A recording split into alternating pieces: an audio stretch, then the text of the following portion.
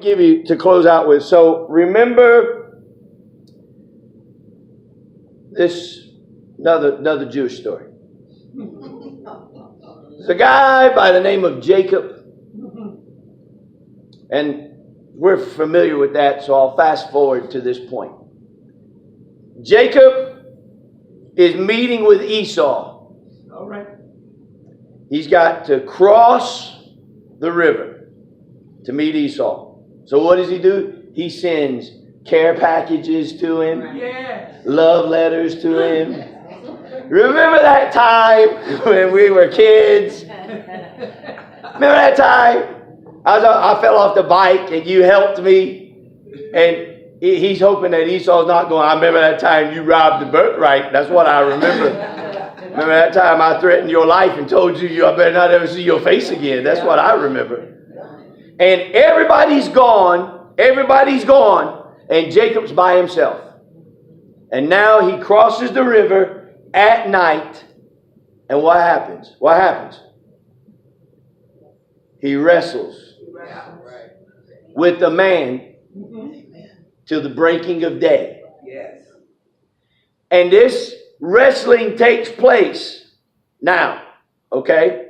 Now, one person might say the success for Jacob is that he had all those cattle and he sent them to Esau. The success for Jacob was he has a beautiful family and sent them.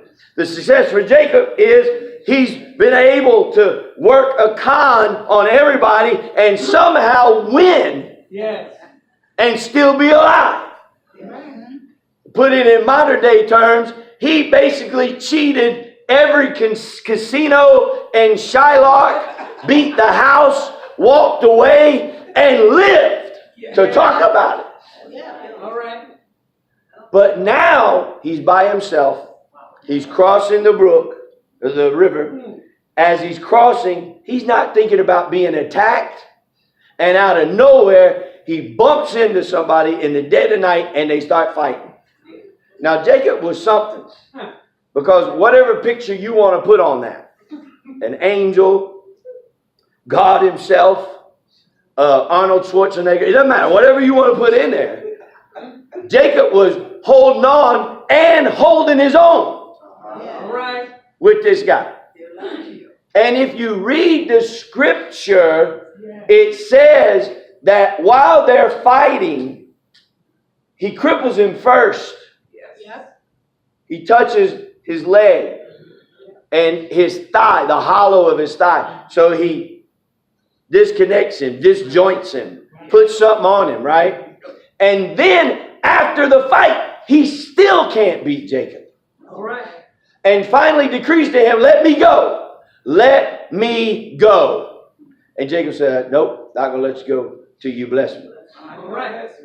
In other words, you crippled me. Now you're going to bless me. All right. Yeah. If you're God enough to cripple me, you're God enough to bless me. Okay? So now he says, okay, what's your name? Jacob. You're no longer Jacob, you're Israel. Okay, here's where I hone in on. Now, if Jacob were to walk into the average church on Sunday with a limp and with a cane, right? Because the scripture says from that time on, he walked with a limp. Now, if he were to walk into the church, somebody would say to him, do you not know God has healing? Or we'll substitute that word, success. God has success for you. You don't need to walk with that limp. You don't have to walk with that limp, brother. Throw that cane down and believe God. Wait a minute. Yeah. This limp is the pain of my success. Yes. Yes. He never, that we have recorded, cursed the limp. He never did like Paul. We have no recordings where he said like Paul, I have this thorn in the flesh. I have this limp in my leg. And I asked the Lord 3 times to take it from me. I'm not disparaging Paul. I'll never do an ounce of what Paul did. But nowhere do we find that Jacob was upset because he was stumbling or limping. He understood that the price for his name change was that limp. The price for success is going to cost you something.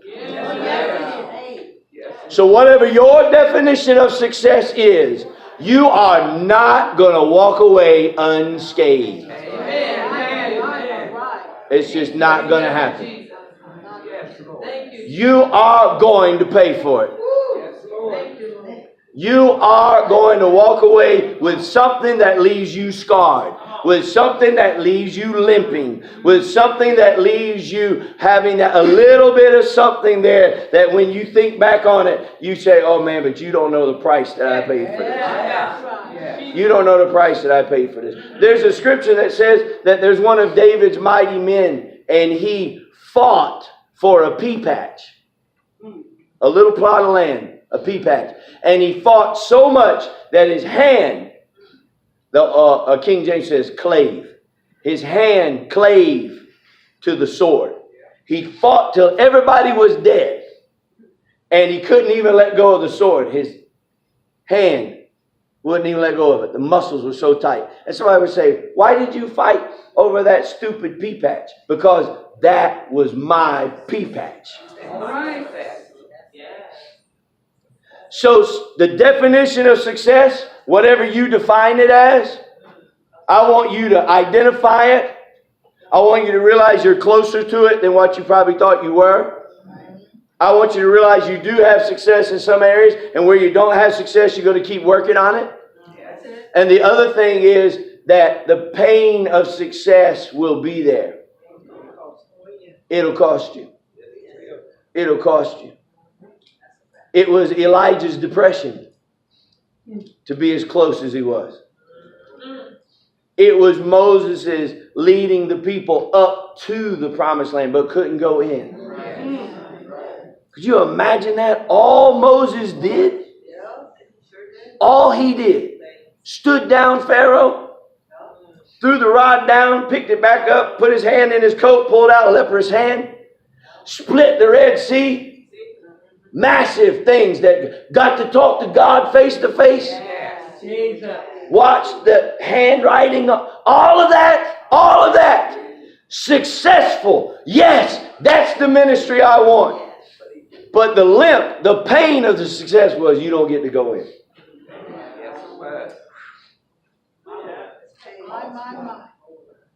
That's the search for success.